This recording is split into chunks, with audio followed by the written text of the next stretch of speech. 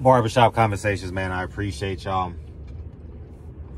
I just want to remind y'all what I told you guys at the beginning of this year about Jaron, Ennis, and Jermall Charlo being POWs, prisoner of boxing wars. And what are you talking about, Fred?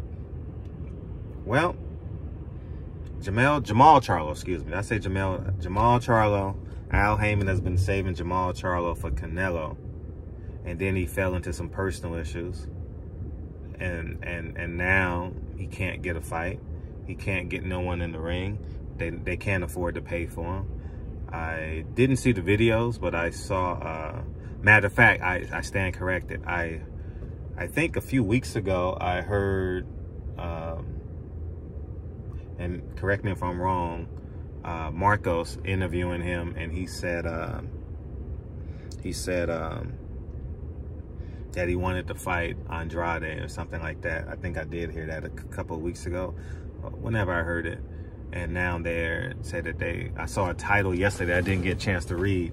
I mean, watch the video, that he wanted to fight next. Well, where they gonna get the money from? Where they gonna get the money from for that fight, man? That fight got to be in Texas, man. Andrade ain't sold no tickets. Jermall Charlo ain't sold no tickets. That he sold out against Brandon Adams, but the price point was so low. You know what I mean? It can't. For that fight, Andrade wants to get paid. Jermall Charlo wants to get paid for that fight. That's why they fighting. They not fighting for $500,000. They need 2s and 3s.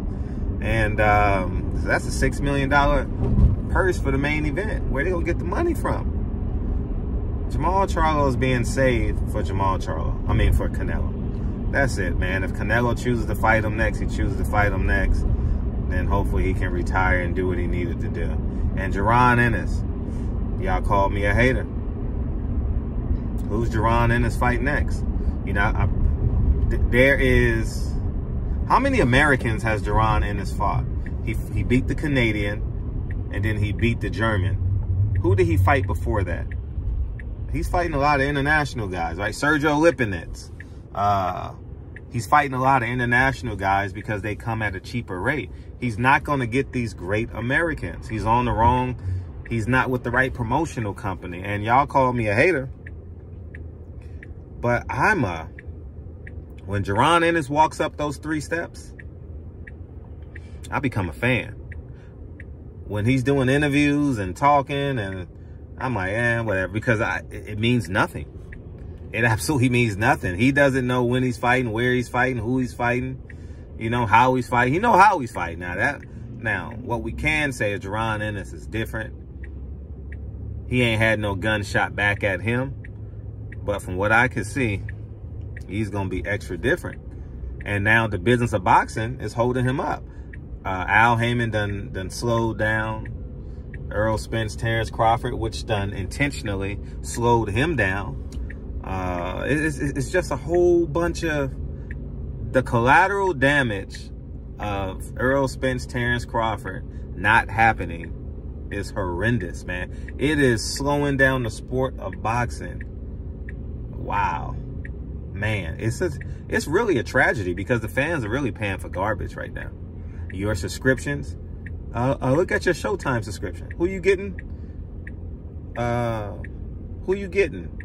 You got Rolly versus a 60-year-old man. Dude look like man, come on. Dude like a Mexican Smurf, man. You know what I mean? Yeah, I mean, anyways, I'm gonna say he looked like Solito's older brother. You know.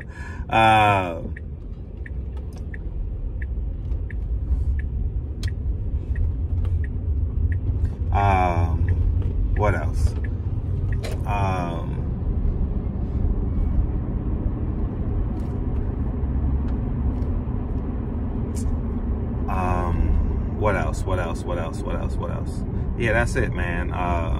But Jaron Ennis, man, it's just a tragedy what's happening to your career. It's really a tragedy. You should be fighting, gaining momentum, You should have 2 or 3 million. I don't know. I haven't been to your Instagram in a long time. You should have 2 or 3 million followers by now because you're so electrifying, so talented. That's why the NBA is so good with their young stars. They put these young stars on Front Street. They do those mini commercials online and in real time. You know what I mean? They force them to do media every night for 45 minutes before the game and 45 minutes after the game. You know what I mean? It should be weekly mandates on boxers to do media. You know what I mean? Because people lose sight of you.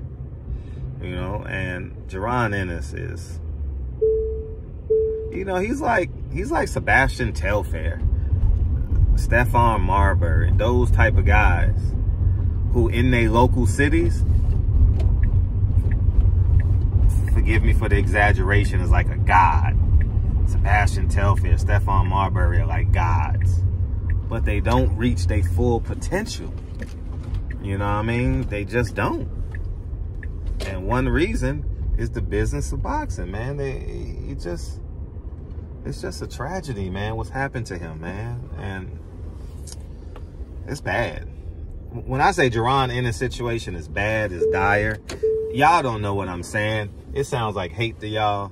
But Jaron Ennis, for his price point, he should be on the Keyshawn Davis schedule because he's fighting cheap guys. He's fighting cheap guys. Maybe he should have went to Top Rank. Top Rank knows what they're doing, but Cameron Duncan's relationship at Top Rank wasn't strong enough. So he had to go over there with Steven Espinoza. And how the hell Steven Espinoza can't get him money, but he can get money for Fundora? Oh, Sampson's paying for that fight. Oh, I get it. I get it. I'm at my flexibility coach right now. About to get stretched out, man. When you get older, you better start being honest with your mortality, man. If you want to play with your kids in the backyard, man, you got to be nimble. You know, and Lincoln and Kennedy are going to be great athletes. So, yeah, man, it is what it is, man. I've seen this happen so many times that I tell the truth and y'all don't see it. Jaron Ennis fought in January and it's May. So that means he's at least 6 to 8 weeks away from a fight from today. So that means the earliest he could fight is July 15th, 22nd, around that time. 15th, 22nd, 29th of July. At his price point, he should be fighting minimum 3 times a year. Minimum. You give Jaron Ennis 800,000, 700,000, $1 million, whatever you give him, and you give his opponent 200,000. That's a $1.2 million main event.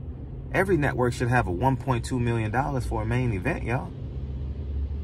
Y'all don't see what I see because y'all don't deal with, y'all deal with emotions and imaginations and hope. I deal with millions of dollars every single day, and I understand what it takes to run a business and the bottom line. I understand the bottom line. Y'all don't know what the bottom line is. You know what the bottom line is for y'all? Running suicides or something. You know what I mean? The bottom line is that cocaina. You know what I mean? You know what I mean? The bottom line is, shit, I got to get 2 tacos with this last dollar I got. And I understand it. More power to you. Keep on hustling. But if you got $1 in your pocket, $37 in your pocket, and you 40 years old, you made a lot of mistakes in your life. And you got to live with those. Anyways, I'm gone, man. Barbershop Conversations, man. Feel free to subscribe button. Jaron Ennis will never reach his full potential on Showtime. Gone. Because he's not going to get the fights. He's not going to get Earl Spence. He's not going to get Ugas. He's not going to get Keith Thurman. You know what you got to pay Keith Thurman to fight Jaron Ennis? Exactly. I'm gone. Peace.